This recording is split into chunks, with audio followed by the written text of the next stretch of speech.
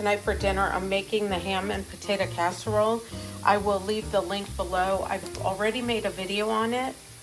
So if you view the video, you'll be able to see the recipe.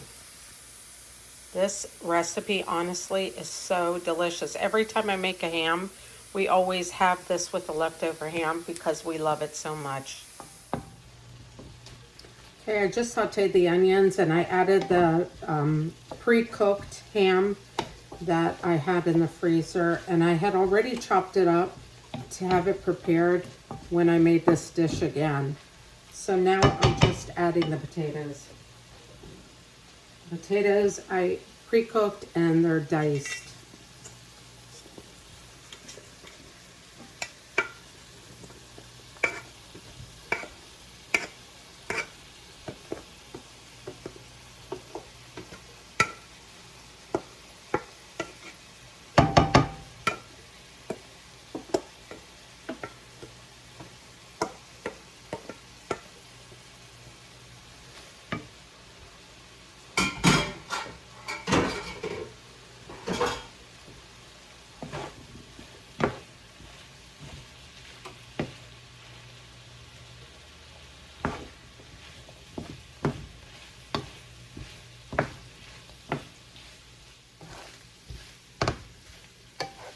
Okay, once the onions, the ham, and the potatoes have cooked together in the butter, we're just adding them to the pan.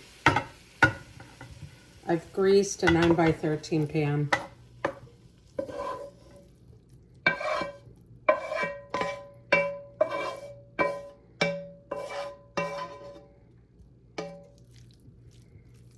This dish is so good. Once you make it, you will continue wanting to make it. Your family's going to love it.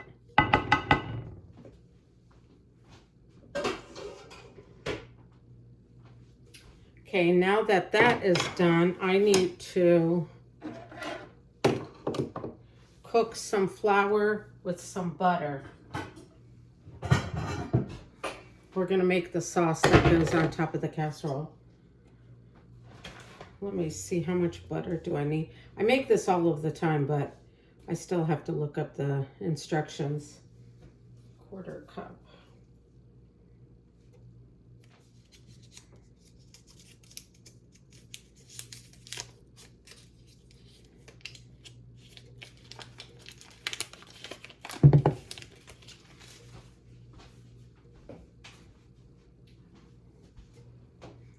The recipe doesn't call for a crust on top or breadcrumbs on top, but what I do is, to make it a little bit more decadent, is I take some Ritz crackers, crumble them, melt them with a little bit of butter, and then I put them on the top. Just wait for this butter to melt, and then I'll add the flour. We'll whisk in the flour.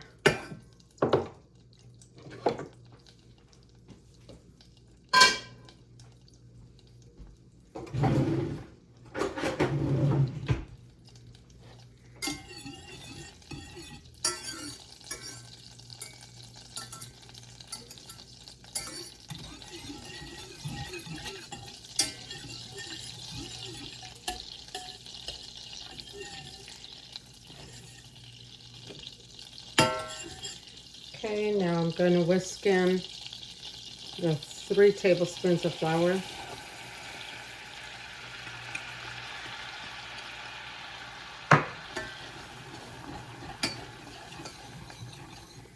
We're making a roux,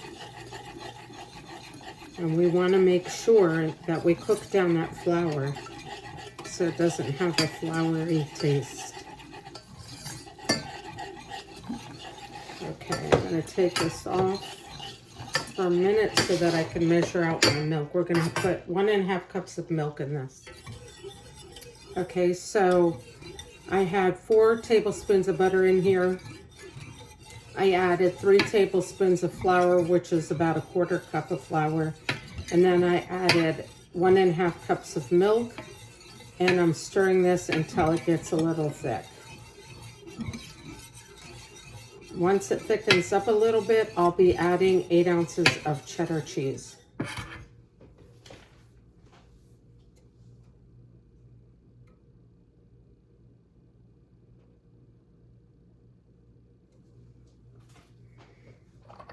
Okay, I need to add some salt and pepper. Salt and pepper is to taste. We do not like salty food, and the ham probably has enough salt in it that we will not add a whole lot of salt. I added a couple of pinches of pepper, and I need to stir this for at least 2 minutes until it gets thicker.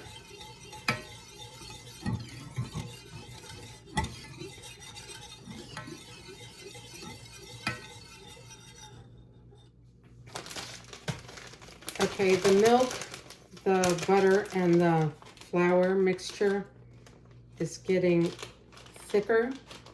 So now I need to add my cheese.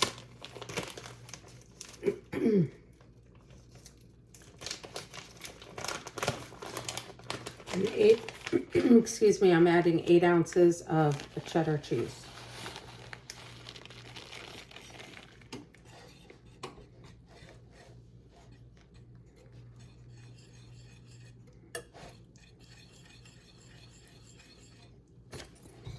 I picked up the finely cut. I didn't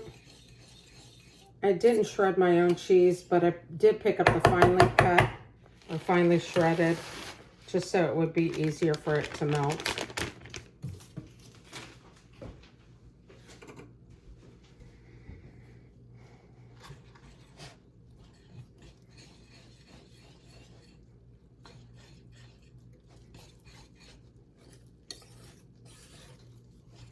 Oh, it's getting really nice and thick.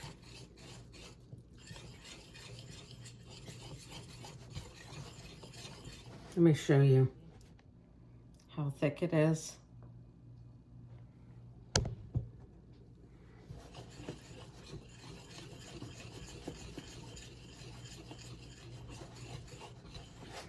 I'm going to lower the heat because I don't want to scorch the bottom of this pan. Ooh, look at how cheesy. Look at that cheese ball. Okay. All right, we are done. So now what I need to do is pour this cheese sauce on top of the potato casserole.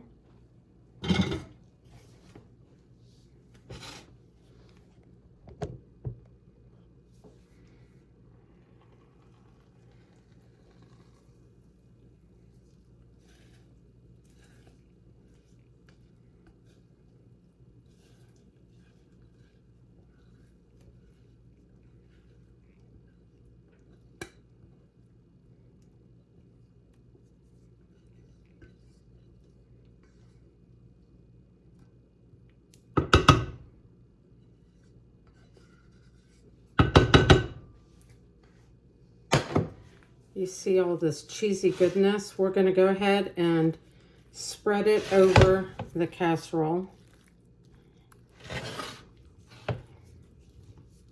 I think I'm going to mix it in because I really want it to be blended. But if you want to just lay it on the top, that's fine.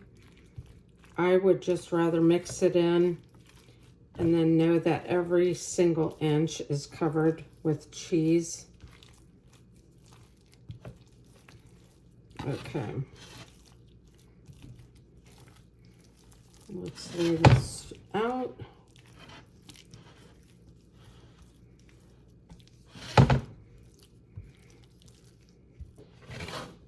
I was just recently in California visiting family and attending a wedding. And at the wedding, I was talking to one of my young cousins, and he was telling me that he watches my cooking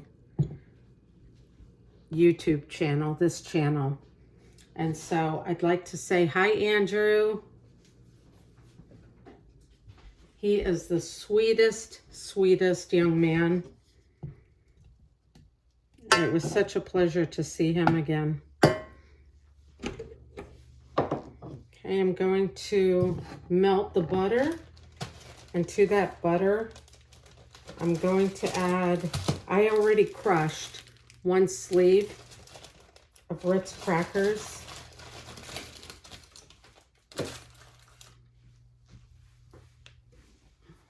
And I also want to say hello to my other little cousin, John. I love them both so much.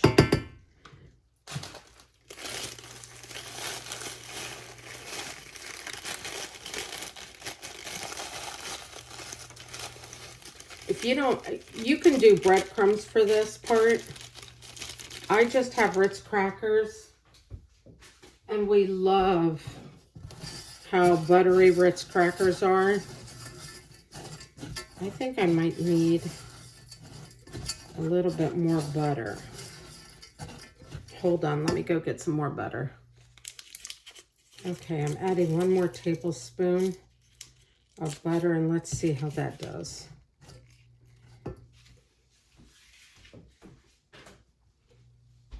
If I need more butter, I'll add more butter.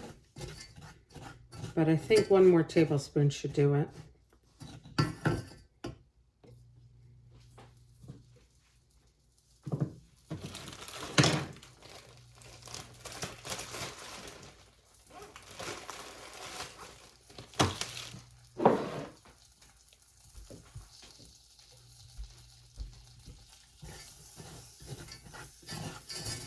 Oh, this smells so good.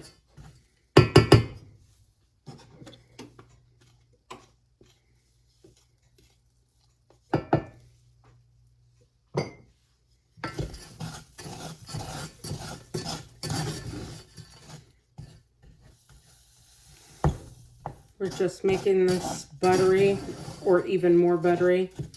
And then we'll add these crumbs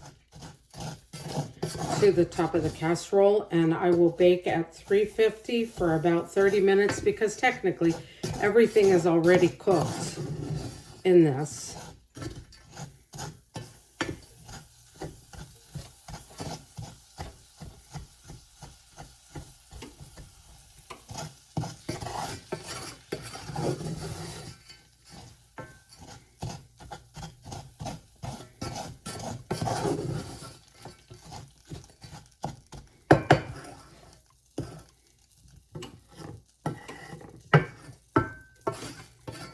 I was going to do a day in the life today and include this in it, but my day didn't go as I planned.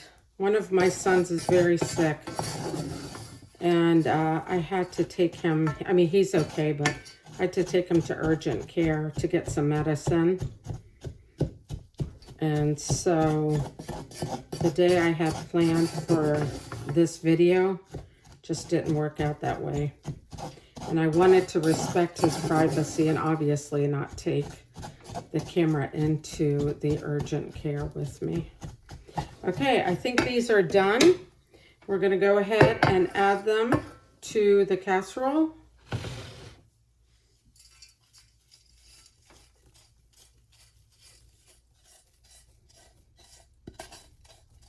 One time I forgot to add this to the casserole, and my sons quickly reminded me that this part was missing.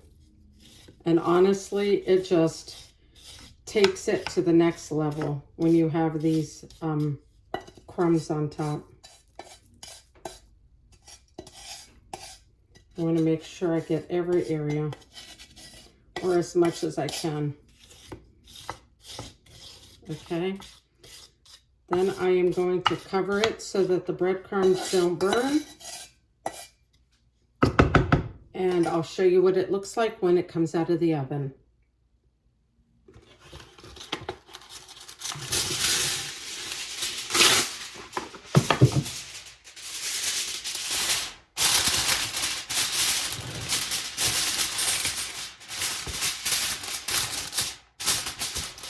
Now the recipe did say that it should go, well, they were suggesting that it goes into a 1.5 quart casserole dish. I don't know if a 9 by 13 is I don't know how many quarts it is, but it fits perfectly in a 9x15. Okay, so it's 4:30 right now. I'll take it out at 5 o'clock and it should be just in time. My sons are out and it should be just in time for when they come home. So I'll be back. All right, this actually cooked for 1 hour. I was wrong, it was 1 hour. And look at how bubbly it is. Oh, this is such a good dinner. I hope you try it. Please leave a comment below if you do, and let me know how you like it.